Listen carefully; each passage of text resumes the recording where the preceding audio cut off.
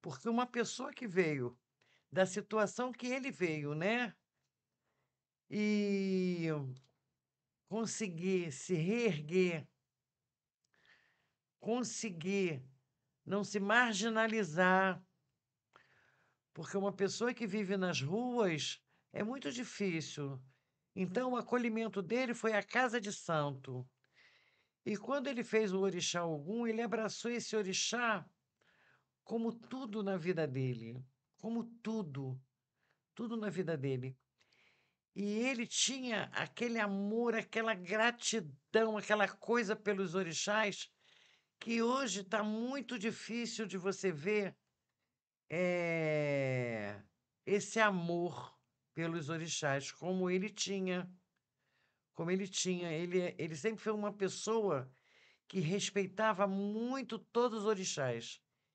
E ele tinha um respeito por alguma coisa assim, era era tudo na vida dele. Ogum realmente foi tudo na vida do meu pai Kayambi. E ele conseguiu passar isso para mim, essa fé, essa confiança, sabe? Essa convicção. É a força do exemplo, né, mãe? A ancestralidade, né? A ancestralidade, ela é muito importante. E ele veio conhecendo isso. Ele veio conhecendo isso. Ele começou o artesanato, quando ele diz que Ogum é tudo na vida dele, porque quando ele fez a primeira peça, ele fez alguma coisa, alguma peça que infelizmente a gente não tem, porque assim, ele vendeu e ele viu que dali ele tirou a aptidão dele. Ele fez a primeira, fez a segunda, ele falou: vou viver disso. E ele cresceu muito com isso. Então, independente dele trabalhar com carnaval, ele ele foi bailarino, ele trabalhava ele trabalhava numa companhia de dança, ele era bailarino, tanto que o Ogum mais bonito, Todo mundo sempre fala todo isso. mundo falava e fala até hoje, era o dele, porque ele realmente era uma coisa muito linda, era uma coisa mágica aquele Ogum dele. E até hoje comenta muito do ombro. O Que ele ombro. mesmo Muito. quando ele já com idade, com limitações, Ogum Tipo, eu vi o Ogum dele, mas já mais de idade, né? É. Aí ele já estava com uns problemas de saúde e tal. Não cheguei a ver no auge, né? Ele novinho. Mas o que o pessoal sempre falou muito, e que eu vi também em partes, né? Por mais que ele já fosse de idade, o que destacava o santo dele é que ele era muito alto. E ele não tinha um corpo que você imaginava que ele, de espírito, ia ser tão malemolente. Ele era obeso, ele era obeso. Gordo pra caramba, porque comia igual um. Gente, alucinadamente, ele comia demais. Muito gordo e muito alto, tipo, alto mesmo. Ele era uma. 95. Entendeu? Ele tinha uma presença impactante, sabe aquele armário assim? Aí ele chegava e já preenchia o ambiente, com uma cara, sempre uma cara de mal. fechada. Sim, altão. Aí você imaginava que, tipo assim, aquele santo ia ter dificuldade de mobilidade, mas não, parecia uma pluma. Era uma coisa impressionante, não encaixava. Eu falei, gente, como? Não parecia Era. possível. Não era possível. Era orixá, né? Gente, Não era possível. Ele, com mal. aquele peso todo. Ele andava lento, assim, no dia a dia. Andava Uhum. devagar, porque tinha uns problemas na perna, não sei dizer muito, mas tinha algumas coisas assim. Peso mesmo, a pessoa obesa anda devagar. Sim, ele andava mais lento, mas o salto dele já é de ponta a ponta do barracão rápido, tudo aí. Você, gente, o que que tá acontecendo? E Era muito estranho, como essa era a relação com Ogum? Assim, Ogum de Pai Kayambi. gente, era Ah, duas pessoas nada totalmente diferente. ficando pra caramba, uma cara feia, não dava um bom dia pra ninguém, o santo Ele dele. era muito fechado. Aí já chega, nunca tinha te visto na vida, aí te abraçava, Te fazia carinho. ficava horas dando Essa conselho pras ternura, pessoas. né? Ficava horas ali com as pessoas conversando com ele.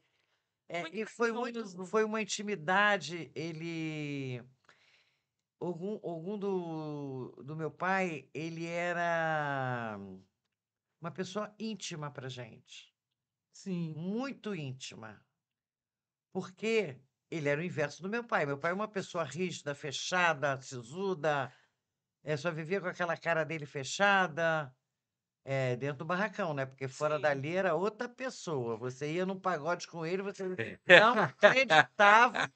não acreditava que estava num pagode com o pai Caiambe. Era o pai Caiambe e o Caiambe. E o Caiambe. Aí eu falava assim, era o pai Caiambe e o Carlos Alberto. O nome dele era Carlos Alberto.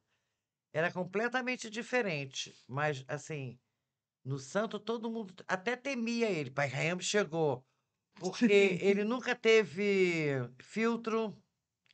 Se ele chegasse e não gostava de uma coisa, ele chegava e falava para a pessoa Na cara. na cara. Eu achava aquilo horrível, mas eu vou fazer o quê, né? Tava ali junto com ele e mas fora daquilo ali, gente, Ogum era totalmente o inverso.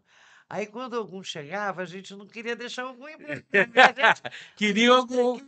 ficar ali. Fila. Eu fico zoando, Era falando que ele fila, dava gente. consulta por causa disso. Ou Pra quando abraçar chegava, Ogum. era uma fila, tipo assim, horas, pessoas, aí nego chorava, e abraçava, e pegava bacê, lavava pé e fazia isso. E, gente, era horas. E é muito interessante isso que a gente tem essa questão da construção do arquétipo, né? Do Sim, Ogum guerreiro, sim. né? Sanguinário.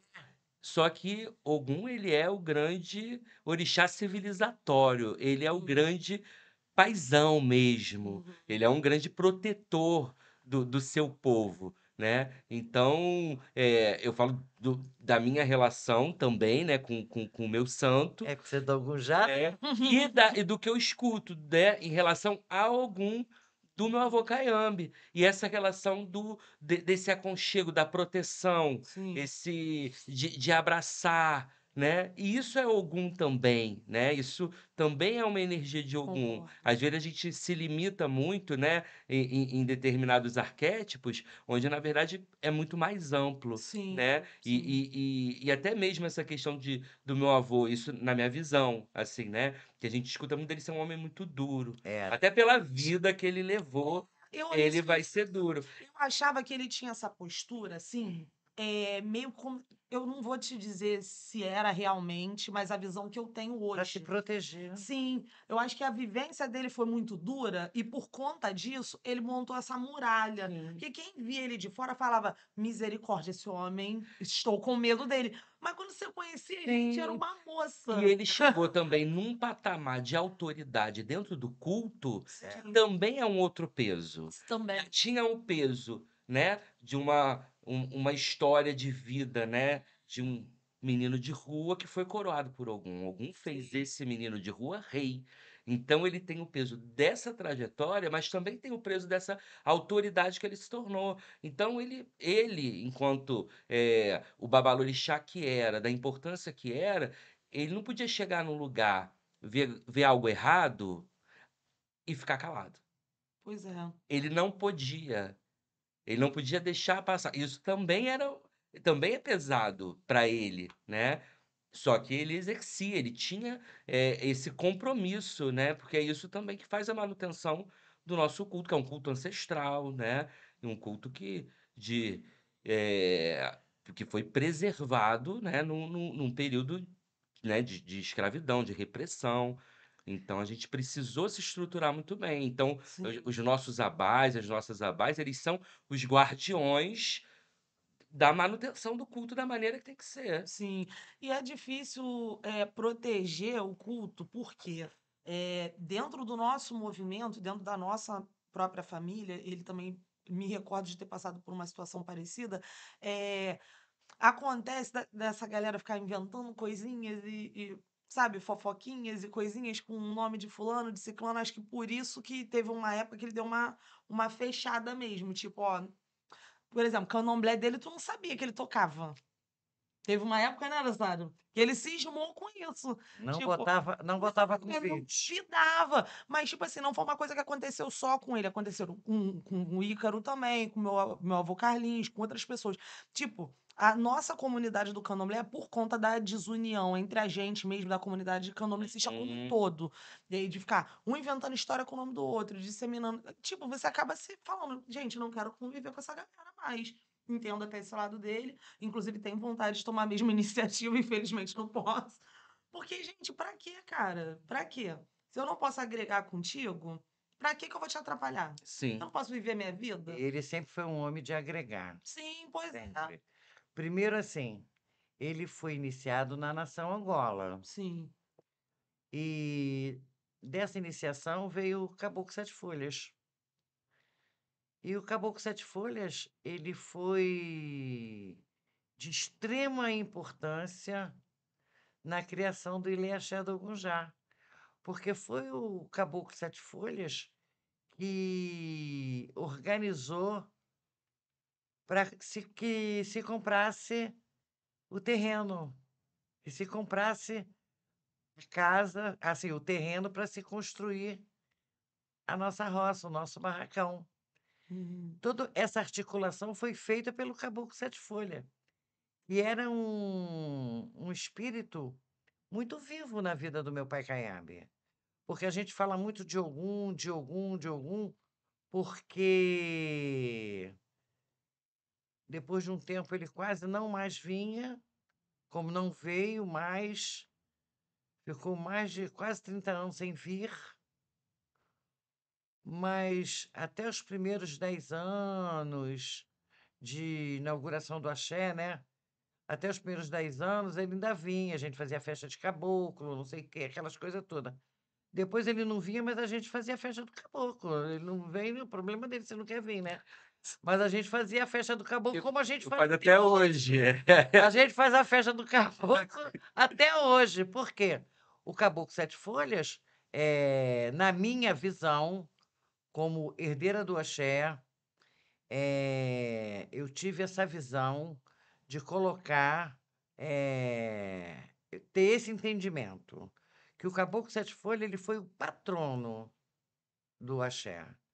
Porque se hoje a gente tem aquele chão, aquela terra para a gente cultuar, foi ele que fez a articulação e deu de presente para algum. Axé. E Acho. o que é muito bonito também, até num campo filosófico, entendendo o caboclo como povo originário e donos da terra, É. e aí entender ali Foi o ele que deu a caboclo terra. dando a terra para Ogum. E aí é muito bonito também, né? Pensar Foi dessa ele que deu maneira. a terra.